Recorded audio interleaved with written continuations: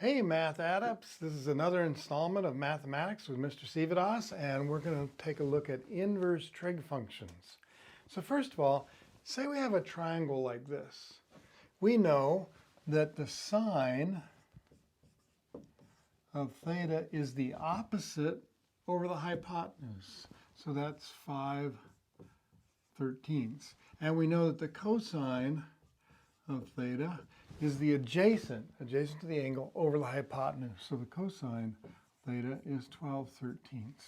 We also know that the tangent of theta, so that's the opposite over the adjacent, is 5/12. So this is all nice. We know the ratio when we take these trig functions, but it doesn't tell us what the angle is. It would be nice if we could have an inverse function and we could take the inverse tangent of this and get the angle back. So that's what we're going to work with, is inverse. So if you think of the sine, roughly it looks like this. This is 2 pi, and this is pi, and this is pi over 2. To get an inverse, we need this to be a one-to-one function, which means it has to pass not only the vertical line test, but the horizontal line test. So we have to take a snapshot of this that covers everything, but passes both those tests. And here's how we do it. It's right here. Negative pi over 2 to pi over 2. So now we've gone, here's our 1, here's our -1. These are all the values, and it passes both the vertical and the horizontal line test. So now we have an inverse function here. So here's our domain, negative pi over 2 to pi over 2, and our range is -1 to 1. So here we are. I've written it down here. Here's our domain. Negative pi over 2 to pi over 2, and our range, 1 to -1. Now, when we reverse this, the inverse function will be -1 to 1, and we'll get negative pi over 2 to 2. Pi over 2 is the range. Okay, let's take a look at the cosine.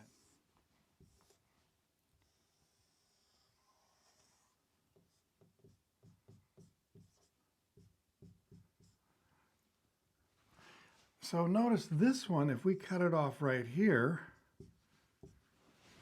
again, we can use an inverse function because it meets both the vertical and horizontal line test. So for this one, we're going to use the domain 0 to pi. So here it is, 0 to pi for our cosine. And our range, of course, is 1 to -1. That's as far as we can go between 1 and -1. So the inverse function must be the opposite of that. So the domain becomes the range, and the range becomes the domain.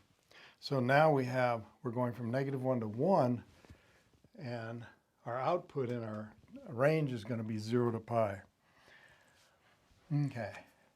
Last but not least, let's look at the tangent. Now the tangent, we know goes like this, and we have asymptotes at pi over 2 and negative pi over 2. Remember, the period of the tangent is just pi. This is the whole period of the tangent. It covers everything. Now look at this, passes both our tests.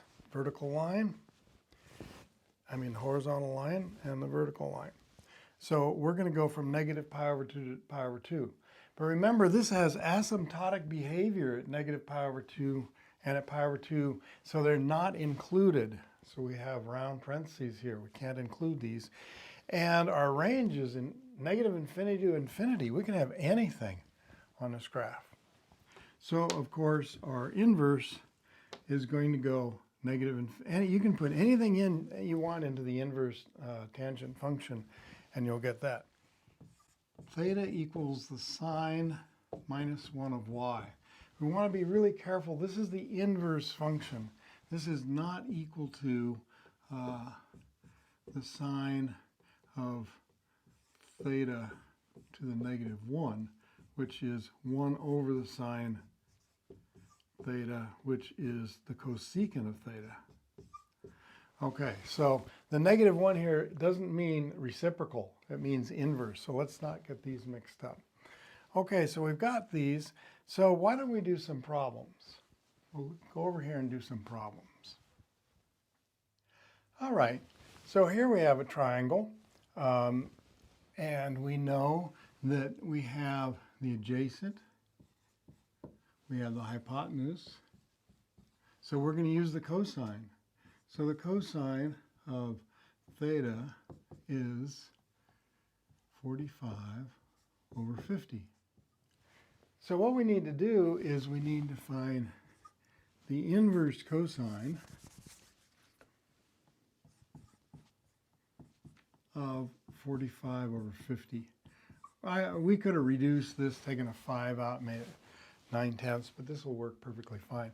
And how do we do that? Well, first of all, what we do is here is our sine, cosine, and tangent functions on our calculator. Above them, you can see in blue, sine to the -1, cosine to the -1, tangent to the -1. And to get these blue ones, we have to hit the second function key. So you hit the second function, cosine, and then 45 divided by 50, and enter. So let's do that. So the inverse cosine, 45 divided by 50, enter. And we get approximately 25.8 degrees. I've got this set in degree mode. And let's just check. We can actually check by doing a different trig function here. So if this is 50 and this is 45, the length of this better be 50 squared minus 45 squared, the square root of that. So let's take a look and see what that is.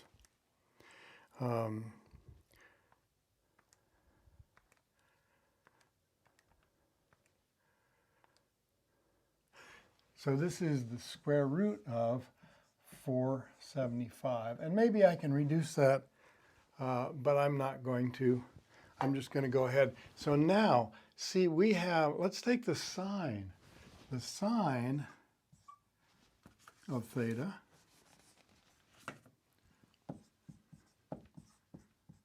equals the opposite, or the hypotenuse, the square root of 475 over 50. So if we take the inverse sine of that,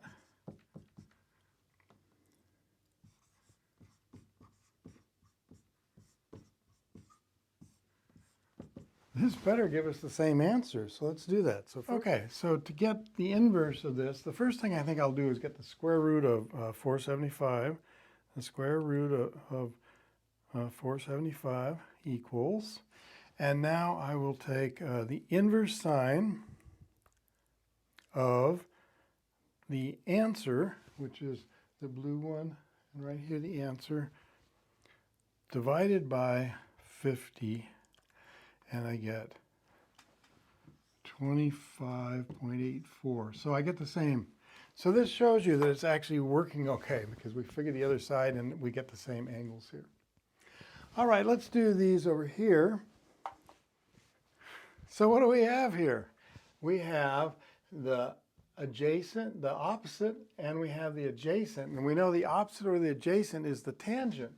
So theta here has to equal the inverse tangent of the opposite, which is 21, over 9.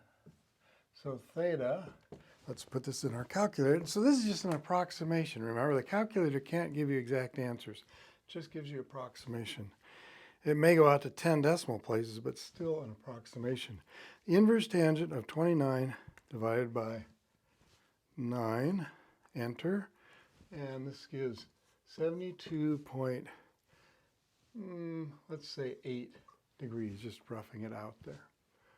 Okay. Let's take a look at this last one here, and here we've got the adjacent and the hypotenuse, so we're going to use the cosine. Theta equals the inverse cosine of the adjacent, 3, over the hypotenuse, 4. So So what is this?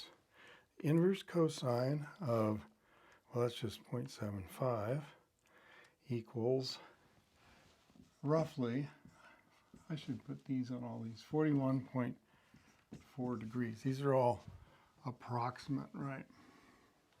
All right, so that's how we do our inverse. It's very nice because now with the sides of a right triangle, we can figure out what the angles are. All right, see you in part 2.